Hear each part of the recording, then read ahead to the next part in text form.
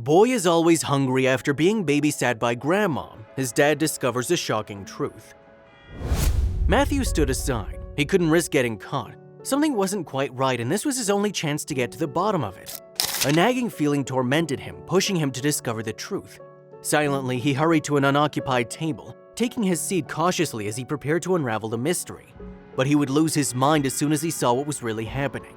Matthew had a perfect view of his son and mother-in-law from where he was sitting. The child's sad look tugged at his heartstrings, a clear sign something was wrong. However, Matthew didn't approach him or his mother-in-law. But when a waiter came over with the food, Matthew saw red. Something wasn't right. When little Mason first complained that he was hungry, Matthew didn't think much of it. He thought his son was going through a period of growth and that it was nothing unusual. For him, this was a problem that could be solved with a quick visit to the fridge. The father didn't realize there was something more at stake.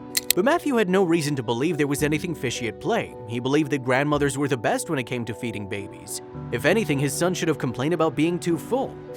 Matthew let the matter go, quickly forgetting that it existed, but it soon became a daily occurrence.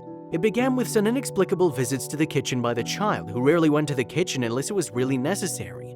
Every night when Matthew came home from work, Mason was in the kitchen waiting for dinner. He scrambled through all the leftovers in the fridge, anxious to find something to eat.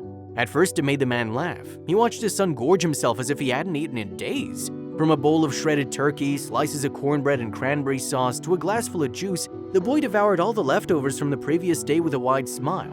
But as the cycle continued for weeks on end, Matthew became worried. It definitely wasn't healthy for him to eat so much, right? In the morning, Matthew and his wife Emma served the child a bowl of cereal before going to work. They also left a selection of fruits such as apples, bananas, and mangoes, all of which were high in fiber to ensure that the son felt full throughout the day. Also, as soon as they left, Emma's mother Lillian took care of the baby. Although Matthew and his wife always left their son enough food for hours, they'd also instructed his grandmother to give him a large meal around lunchtime. But as the days passed, Matthew realized his son seemed always hungry. He began to worry if his mother-in-law was following his rule. It certainly didn't look that way. Days turned into weeks, and the boy kept complaining he was hungry. Every night he ransacked the kitchen, hoarding all the edible food he found in the refrigerator or pantry. Watching him in silence, Matthew became worried. Suddenly, concerns about his mother-in-law's feeding of his son began to increase. Did Lillian give the child enough food while Matthew and his wife were away on business? Since Matthew has never been one to jump to conclusions, he decided to approach the matter in the best way. One afternoon, he called Lillian and asked her about her son's eating habits. When he asked her if she was feeding him as instructed, the woman assured Matthew that her son was getting everything he needed. But Matthew knew something was wrong. Matthew's concern grew. Also, if you have not done so already, please subscribe to our channel and click that notification bell to get inspired by these real-life stories every day. Now, back to the story. He began to observe his son with the attention of a hawk. He'd noticed that on weekends everything seemed fine. The boy had a proper lunch and a decent dinner. But during the weeks he was alone with his grandmother, when it came time for dinner, he was already ravenous. As time passed, Matthew and Emma's son continued to behave like this. Every night he would show up in the kitchen looking for something to eat. He complained of being hungry and devoured everything his parents put in front of him with the zeal of someone who hadn't seen food for days. Matthew and Emma became more and more worried about their baby, but they had no idea how dire the situation really was. The situation seemed to get worse as the weeks went by. Matthew, now worried about his son's health, decided to get to the bottom of the mystery. He also began to study his mother-in-law, drawing a map of her activities throughout the day. He suspected she was lying about feeding the boy, but had no idea how to prove it. But no matter how much he investigated, nothing seemed out of the ordinary. He sensed no hostility or resentment on Lillian's part toward his son. He'd also noticed how caring she was towards the boy. He thought he'd hit a wall in his investigations.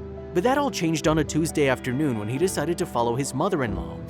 Matthew had received a message from his mother-in-law. He hurried to open it and read the words, "I'll take Mason to the family pub downtown for lunch." His eyes widened and he rose from his chair. Although he had a good relationship with Lillian, she rarely texted him, but he usually informed Emma of his whereabouts every time he left the house with Mason. "This is my chance," Matthew said as he picked up his jacket. It was the perfect opportunity to understand what was going on. He couldn't explain why Lillian had sent a message to him instead of his wife, but was happy nonetheless. As the hour approached mid-afternoon, Matthew assured his superior that he'd be back and hurried. Without a second thought, Matthew jumped in the car and stepped on the pedal. He had to see what was going on. The journey downtown seemed to take a lifetime, even though the roads were clear and Matthew was driving at the maximum speed allowed by highway code. The sun was bright in front of him, the wind fresh, but Matthew couldn't enjoy the atmosphere. Throughout the trip, he thought of his mother-in-law and his son. He wondered what he would see once he reached the restaurant.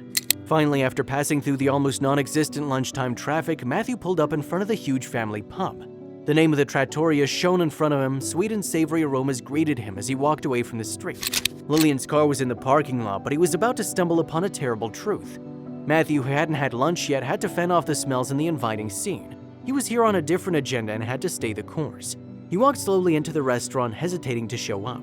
If Lillian had known he was there spying on her, she would have caused months of trouble. "Hello, sir, table for one?" a young waitress asked. Matthew knew he couldn't sit down to eat. There was a chance the maid would accompany him to the dining room floor where his son or mother-in-law could see. No, I'm looking for an old lady and a child. She's my mother-in-law, but they can't know I'm here," he explained. The waitress had a suspicious expression on her face as she escorted him into the restaurant. Matthew wanted to stay hidden as he followed the lady to a secluded table. He nodded to her, silently thanking her for agreeing to her request despite it being strange. He couldn't risk getting caught. Something wasn't quite right, and this was his only chance to get to the bottom of it. To blend in completely, he asked the waitress for a small slider of beef and fries. As the waitress hurriedly left, a curious Matthew began to scan the restaurant. He was glad this table has a great view of the whole place. From where he was sitting, he had a perfect view of his son and mother-in-law. He couldn't help but notice the sadness in the boy's eyes. He wondered why the child seemed so miserable. He watched from afar, but nothing seemed out of the ordinary. Lillian and Mason were waiting for their orders while chatting. Matthew looked intently at Lillian. She seemed as caring as she usually was when he and Emma were around. On one occasion, she even made Mason smile.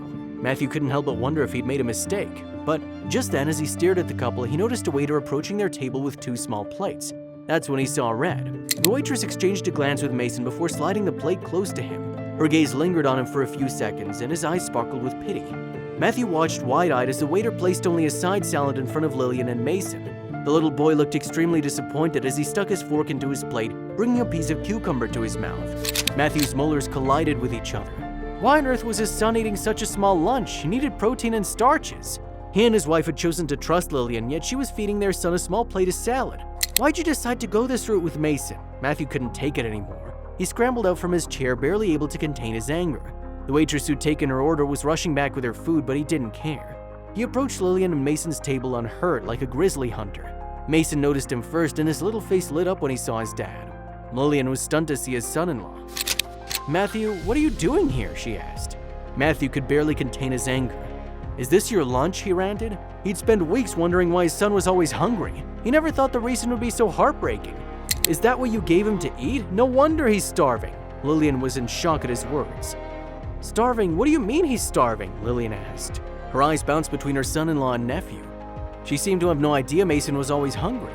"I just fed him healthy, low-calorie meals," she said, still amazed by Matthew's outburst. "The last thing we want is for him to end up being sick like me," she explained. Emma's mother, Lillian, had never been a very healthy woman. She was overweight and had a craving for sweets. How many times had Emma tried to dissuade her from her diet, which usually consisted of fried food and sugary sweet? Emma's heart sank when her mother was diagnosed with type 2 diabetes. Matthew's face softened as she said those words. He looked around, seeing that all eyes in the restaurant were on him. He realized he dealt with the situation the wrong way, raising his voice against his mother-in-law. Suddenly, he felt terrible. Guilt and embarrassment flooded his veins, and he had to sit down or he would have fallen. Lillian had no idea that the child was starving. She was just trying to keep him healthy. Matthew sat down from across his mother-in-law and explained the situation to her, stating that his son was too young to be on a diet. He told her of the many times Mason had devoured everything in the kitchen because he was starving. Lillian felt guilty as he explained all this to her. She had no idea that what she was doing was negatively affecting the boy. Matthew accepted the woman's apology and ordered himself and his son a decent meal while the old woman finished her salad. He told Lillian how glad he and Emma were that she now led a healthy life. They were just as happy that she decided to help them with Mason. He also apologized for his outburst. It had all been a misunderstanding, and at the end of the day, everything was resolved.